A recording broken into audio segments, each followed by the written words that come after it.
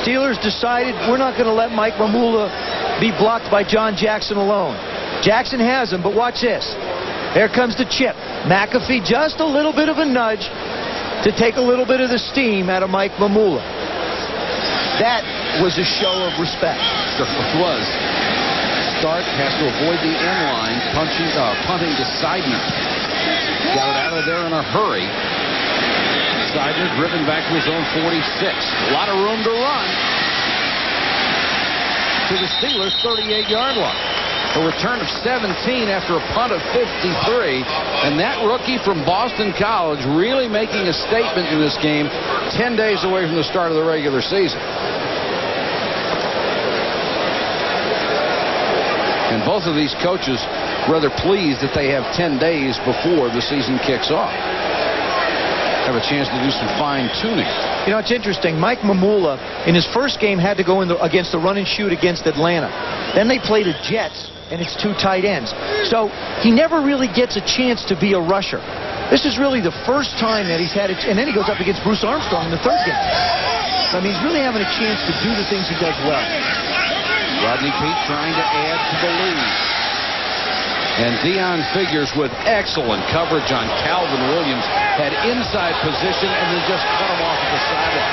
And now, here we go. Joe Panos is the Eagle, and it looked like Brenson Buckner, number 96 for the Steelers.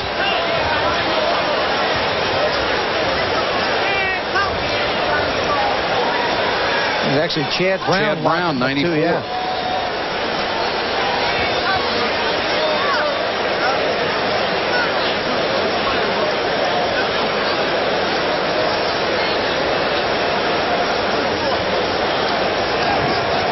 Personal foul, unsportsmanlike conduct, number 94, defense, first down.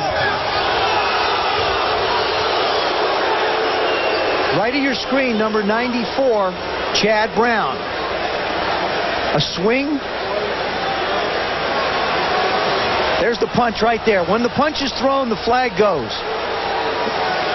Now they're locked up. Well, it was originally Guy McIntyre who didn't throw a punch. And then Brown and Panos got into it. 1:02 to go in the half. Peete to Williams, can't make the catch. Again, Deion Figures right there. See, I think I was watching Rodney Peete during warm-ups.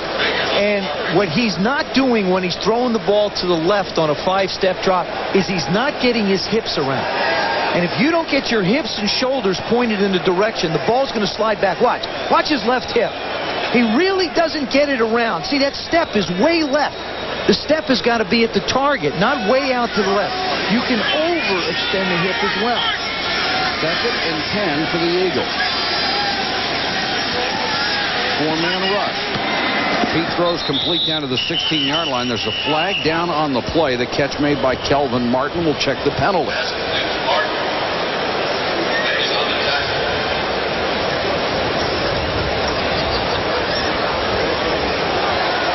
This will go against the Eagles. And that can't make Ray Rhodes very happy.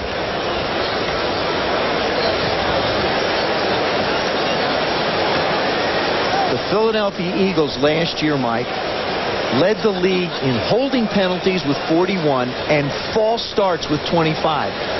And it looks like they're picking up where they left off. Illegal formation, number 76, offense. He lined up in the backfield. 2nd down. Barrett Brooks, the rookie. Barrett Brooks.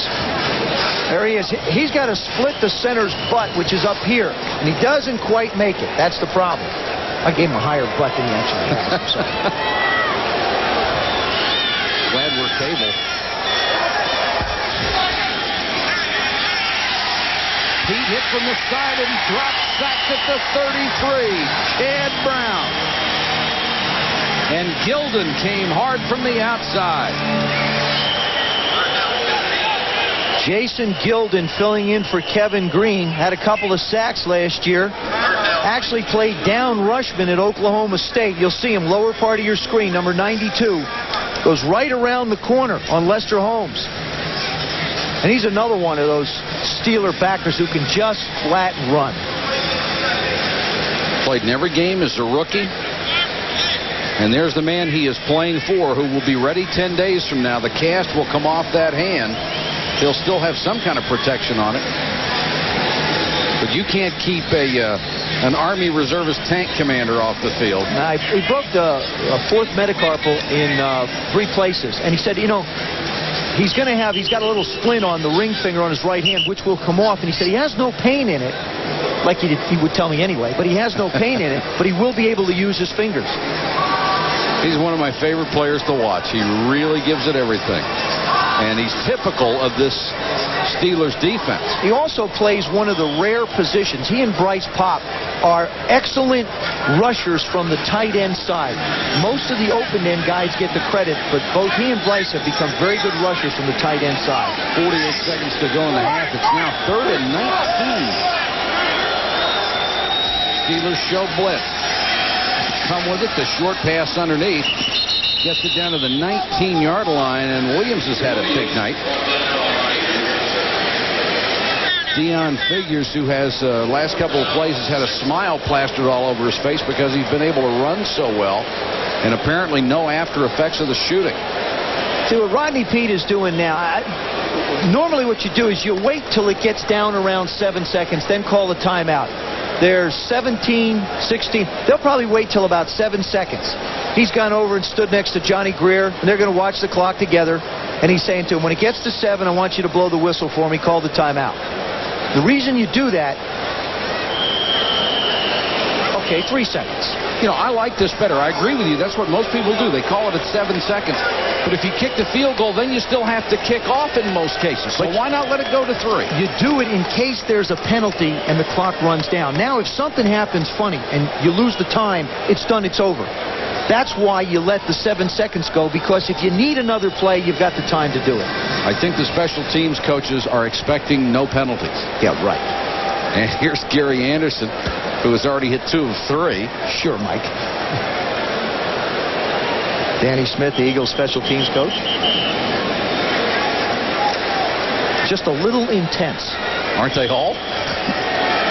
Anderson has hit from 31 and 34 and missed wide right from 28.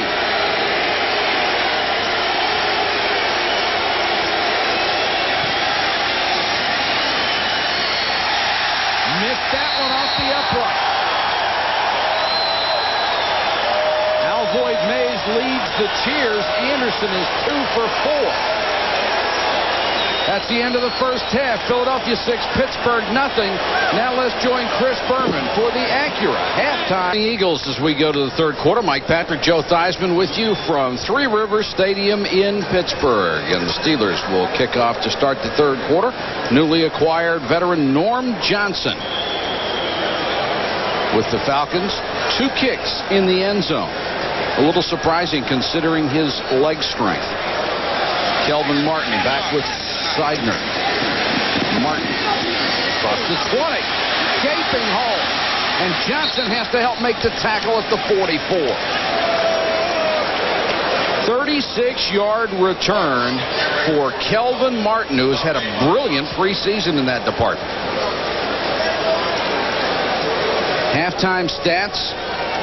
Rushing yards just about even, but look at the Steelers. 17 yards passing, Joe. Yeah, well, they don't do that. Not tonight. Not tonight, especially, yeah. I think they will once the season gets going. I think they'll open it up a little bit more.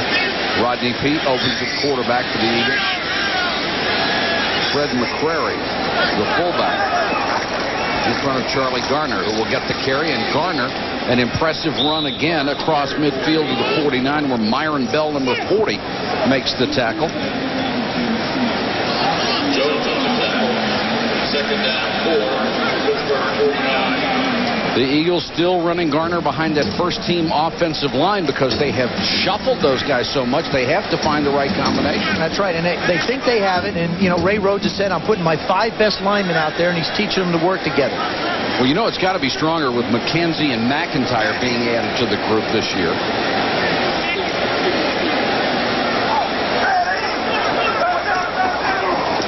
Garner. Nice cutback. And another first down to the 42-yard line. Nice job by number 72, Joe Panos, sealing the corner, allowing Charlie Garner to get outside. Watch the big left guard. Does a nice job of coming around and sealing. There he is, number 72. He's going to come around, seal here, so Charlie can bounce it outside. Up, going the other way. There it is. Number 72 does a nice job, the right guard. Excuse me. Well, a good block by Lester Holmes, number 73, too.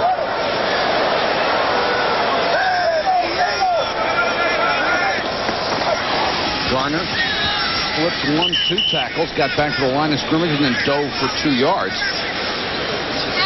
Antone Davis, the odd man out, the first-round draft choice in 1991. Back at right tackle at the start of this preseason after starting at left guard.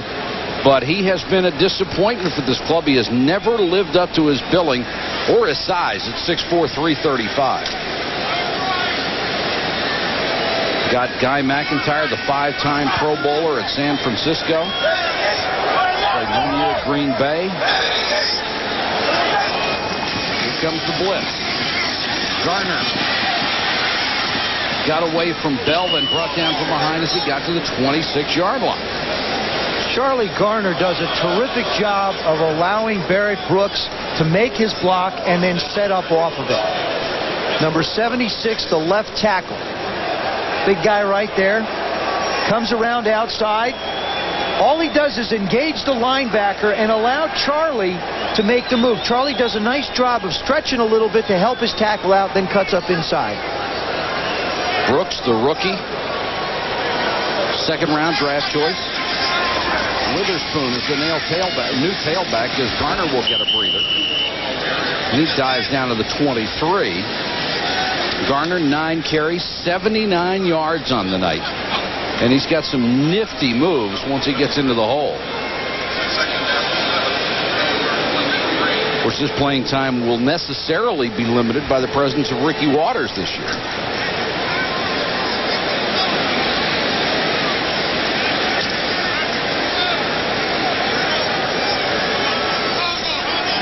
McKenzie, the veteran, leads them out on 2nd and 7.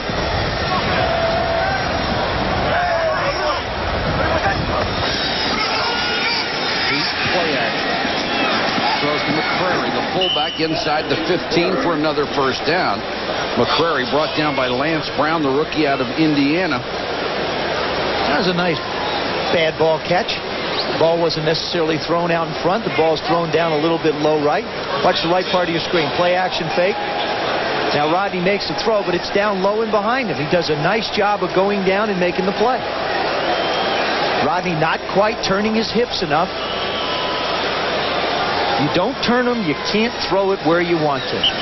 I don't care what level you play. You're 12 or you're 32, it's not going to make a difference. The mechanics don't change. There are guys in this league who have made a good living for a long time simply because they had excellent mechanics, not necessarily a great deal of talent. You're right. You're right. McCrary and Garner, the backs on 1st and 10. Garner dances through another hole. Olszewski brought him down, but not before he reached the 10.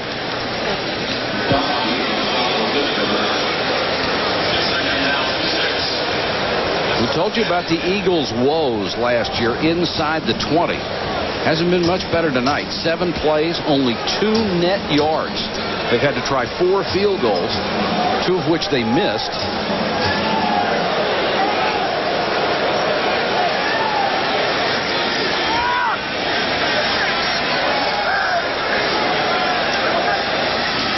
Second and 6. Garner, big hole to the 5-yard line.